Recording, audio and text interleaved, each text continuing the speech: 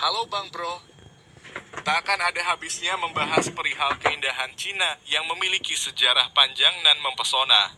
Kesan misterius langsung tertangkap sejak pertama kali kami membahas segala sisi lain tentang Tiongkok, Cina. Sebagai negara yang memiliki populasi terbesar di bumi dan kebudayaan kuno berusia 5.000 tahun, berkesempatan untuk mengeksplorasi kota ini menjadikan sebuah pengalaman yang tak terlupakan. Beijing adalah kota besar yang terletak di Tiongkok Utara.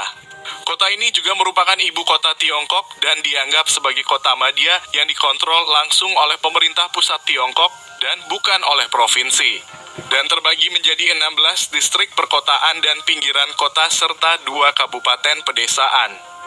Beijing terletak di ujung dataran Cina Utara dan dikelilingi oleh pegunungan di utara, barat laut, dan barat.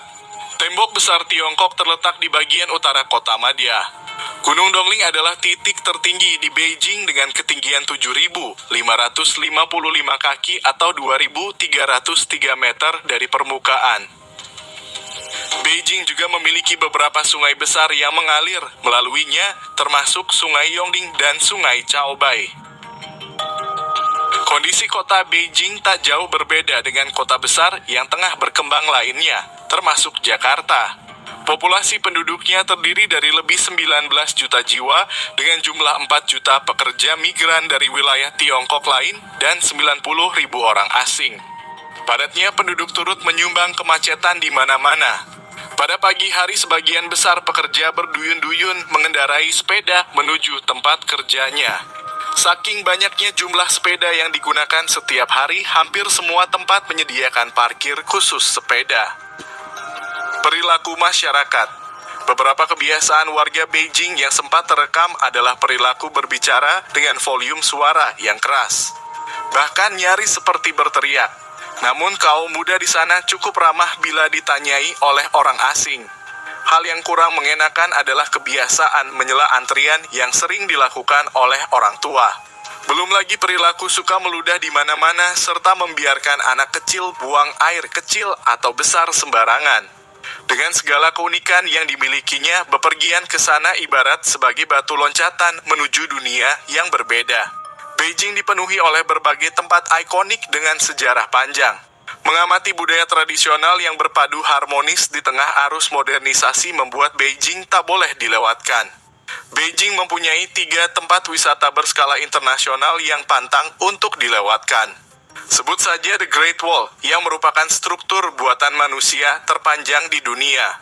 Lalu ada Tiananmen Square, yakni City Square terbesar di dunia. Dan tak ketinggalan Forbidden City yang sangat termasyur, yaitu sebuah kompleks arsitektur kuno terluas di dunia. Warga Cina adalah wisatawan yang sangat antusias di negaranya sendiri. Mereka datang berbondong-bondong dari seluruh penjuru kota dan memadati semua tempat wisata di Beijing. Tua dan muda tampak begitu bersemangat. Bahkan mereka tak segan membawa makanan dan minuman sendiri untuk dinikmati sekeluarga. Beberapa di antaranya ada pula yang membawa alas duduk mirip tikar untuk bersantai menikmati makanan tadi di bawah pohon rindang. Suasana taman kota. Walau Beijing merupakan kota modern, bila ingin menikmati suasana khas tempo dolo, maka pengunjung bisa mendatangi taman-taman kota saat fajar serta lokasi danau saat senja. Di sana kita bisa menyaksikan warga Beijing berkumpul. Ada yang berolahraga tai chi maupun duduk-duduk sambil bermain dam atau judi mahjong. Hutong. Kita dengan mudah dapat menyaksikan pemandangan kontras di Beijing. Di tengah megahnya gedung-gedung tinggi bertema futuristik yang modern, tak jauh dari sana masih terdapat hutong lorong-lorong tradisional yang sempit dan kumuh. Lorong tersebut dijejeri oleh rumah-rumah berhalaman yang disebut Xihiyuan. Namun proses modernisasi kota tak jarang menghancurkan hutong tersebut dan menggantikannya dengan bangunan pencakar langit. Hutong di distrik Dongxi dan Dongximen merupakan lorong-lorong labirin autentik yang masih tersisa. Polusi udara. Tingkat pencemaran udara di Beijing terbilang tinggi. Bahkan tak jarang kita akan menyaksikan langit berselimut polusi yang cukup pekat. Kenyataannya sebanyak 16 dari 20 kota paling terpolusi di dunia berada di Cina. Karena pesatnya pertumbuhan Tiongkok dan masuknya jutaan mobil ke Beijing dan provinsi sekitarnya, kebiasaan makan. Aktivitas makan dianggap sebagai salah satu bentuk kebudayaan Tionghoa yang terkenal. Oleh sebab itu, Beijing memiliki ragam kuliner yang terkenal.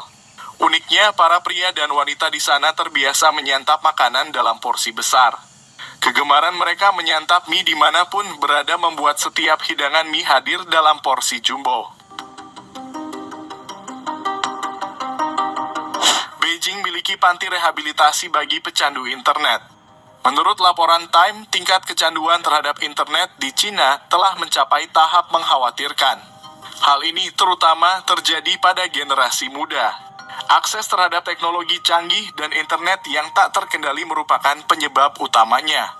Untuk mengatasinya, sejak tahun 2000, gergaji yang memotong 3.000 orang telah menjadi pasien di sana. Sebagian besar masih berada dalam usia remaja. Kini kamp rehabilitasi bagi pecandu internet telah menjamur di berbagai daerah lain.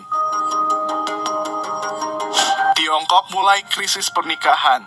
Para pemuda ogah menikah, Cina mulai krisis. Data resmi menunjukkan bahwa angka pernikahan di Cina menurun drastis.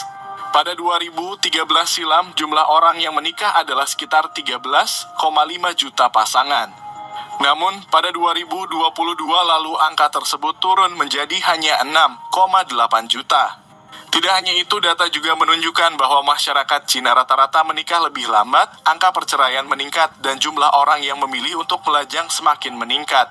Pada Mei 2023 lalu, lebih dari 20 kota di Cina membuat sebuah proyek yang bertujuan untuk mempromosikan pernikahan. Agustus lalu, salah satu daerah di Provinsi Zhejiang mengumumkan bahwa pemerintah menawarkan hadiah uang bagi pengantin baru. Syaratnya pengantin perempuan harus berusia 25 tahun atau lebih muda. Selain itu, para pejabat juga secara terbuka mendorong masyarakat untuk menikah dan memiliki anak di usia yang tepat. Tidak hanya itu, budaya populer di Cina juga telah disesuaikan, yakni dengan cara acara TV dan gaya fashion yang berpusat pada edukasi pentingnya menikah. Diketahui angka kelahiran di Cina telah menurun seiring dengan menurunnya angka pernikahan. Hal ini menjadi sebuah dinamika yang dapat memicu terjadinya krisis demografi di Cina. Kekhawatiran para pemuda di Cina tentang pernikahan. Para pemuda di Cina mengaku bahwa pernikahan tidak sesuai dengan kehidupan modern mereka. Hal ini menjadi perhatian khusus bagi Cina, sebab pemerintah sebenarnya telah melakukan kebijakan yang mendorong pasangan untuk menikah dan terdapat ekspektasi tradisional masyarakat Cina mengenai pernikahan. Para pemuda di Cina menilai bahwa 3 tujuan pernikahan, yakni menyatukan 2 keluarga, membeli rumah, dan memulai sebuah keluarga adalah hal yang tidak realistis. Ekspektasi budaya tradisional jadi penyebab utama. Dosen senior studi Tiongkok dan Asia di Universitas New South Wales, Australia, Pen Wang, mengatakan bahwa munculnya pilihan pribadi telah mengubah dinamika pernikahan dalam masyarakat Cina. Kehidupan pernikahan hanyalah salah satu dari banyak pilihan gaya hidup saat ini, ujar Wang. Sebelumnya, memilih untuk tidak menikah bukanlah suatu pilihan bagi sebagian orang di Cina, sebab banyak perkawinan yang diatur oleh orang tua dan keluarga. Bahkan, tidak jarang para tetua masyarakat, manajer tempat kerja, atau lembaga turut terlibat dalam perjodohan. Untuk generasi sebelumnya, cinta dan pernikahan adalah urusan kolektif dan bukan pilihan pribadi, kata Wang. Namun, meningkatnya fokus pada pendidikan bagi laki-laki dan perempuan pada tahun 1990-an atau ketika Cina melakukan liberalisasi dan modernisasi, ditambah dengan pertumbuhan ekonomi yang belum pernah terjadi sebelumnya, mengubah masyarakat Cina secara drastis. Kebijakan satu anak di Cina yang berlaku sejak 1980 hingga 2015 dinilai mendorong keluarga-keluarga yang secara tradisional lebih memilih anak laki-laki demi memusatkan perhatian, aspirasi, dan sumber daya pada anak tunggal mereka. Namun, anak yang kebanyakan lahir adalah perempuan. Dalam masyarakat Cina, generasi perempuan baru tumbuh dengan tekad bersekolah setinggi-tingginya demi memasuki perekonomian Cina dan mampu bersaing untuk mendapatkan peluang dan sumber daya. Kini perempuan Cina sudah mampu menciptakan ruang baru bagi diri mereka sendiri dan mencapai tingkat keamanan finansial. Sebelumnya atau pada generasi lama, hal tersebut hanya dapat dicapai perempuan melalui pernikahan dulu. Pernikahan merupakan hal utama dalam kehidupan. Tetapi sekarang tidak lagi menjadi hal yang penting, kata asisten profesor di Universitas Nasional Singapura, Mu Zheng. Zheng mengatakan bahwa meskipun kebijakan pemerintah dan pertumbuhan ekonomi mengubah keadaan ekonomi dan pilihan hidup yang tersedia bagi laki-laki dan perempuan, norma-norma budaya Cina tidak berubah dengan cepat. Laki-laki maupun perempuan masih diharapkan untuk bekerja keras di luar struktur keluarga, sementara peran gender masih tetap ada di dalam struktur tersebut. Dengan demikian, perempuan diharapkan menjadi ibu dan istri yang baik, sementara laki-laki masih dipandang sebagai pencari nafkah utama. Angka pengajuan cerai di Cina meroket, pemerintah lakukan ini. Beberapa waktu belakangan ini, sisi gelap dari pernikahan di Cina mulai terungkap. Kasus kekerasan dalam rumah tangga yang meningkat dan menarik banyak perhatian publik. Dalam beberapa kasus, para perempuan mendapatkan kekelacan atau bahkan digrek-grek oleh suami karena mereka sedang mengajukan permohonan atau berencana untuk mengajukan cerai. Dilaporkan selain menurunnya jumlah perkawinan, angka perceraian juga meningkat di Cina dalam 1 dekade terakhir, meskipun pemerintah Cina cenderung menolak banyak permohonan cerai. Demi mencegah perceraian impulsif, pada 2021 lalu pemerintah Cina memperkenalkan periode penenangan diri wajib selama 30 hari bagi pasangan yang ingin bercerai. Su mengatakan kebijakan 30 hari pemerintah tersebut adalah upaya untuk memaksa pasangan untuk tetap bersama. Nah, semoga langkah ini bisa mengurangi angka perpisahan di Tiongkok dan pemerintah Cina harus bisa mencari solusi untuk pertumbuhan penduduk ke depannya agar tidak krisis populasi penduduk di masa mendatang. Video selanjutnya.